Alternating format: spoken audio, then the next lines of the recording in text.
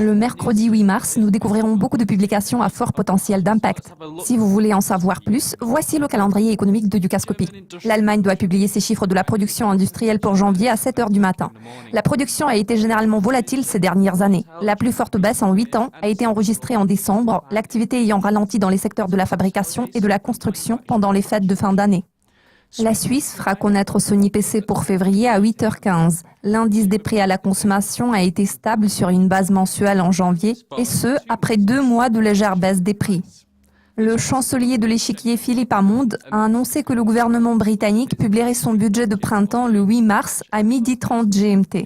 Nous découvrirons le plan économique du gouvernement basé sur les dernières prévisions de l'Office de responsabilité budgétaire. Il s'agit du dernier budget de printemps, puisque les budgets ultérieurs seront désormais présentés en automne. Ensuite, nous découvrirons tout un éventail de données concernant la performance des économies nord-américaines, en commençant par le rapport ADP sur l'emploi hors secteur agricole aux États-Unis pour février à 13 h 15. L'emploi dans le secteur privé a progressé de 246 000 postes en janvier, surprenant les marchés à la hausse.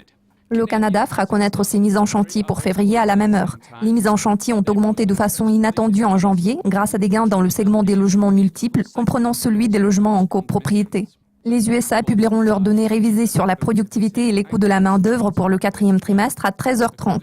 Selon l'estimation Flash, la productivité a progressé à un rythme annuel d'1,3% au dernier trimestre de 2016, alors que le coût de la main-d'œuvre a augmenté d'1,7%.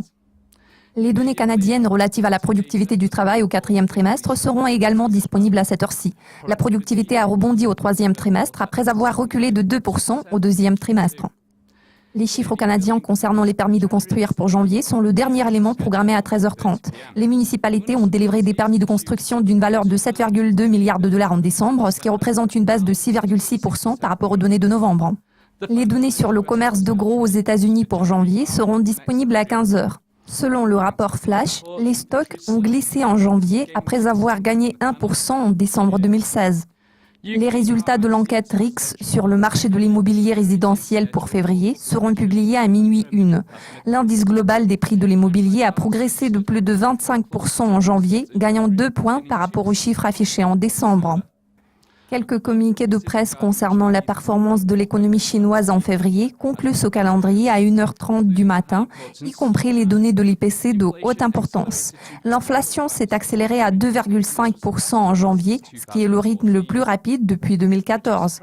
L'indice des prix à la production est le point final de cet ordre du jour. L'IPP a passé 5 mois consécutifs dans le territoire positif, ayant atteint son plus haut depuis 2011 en janvier.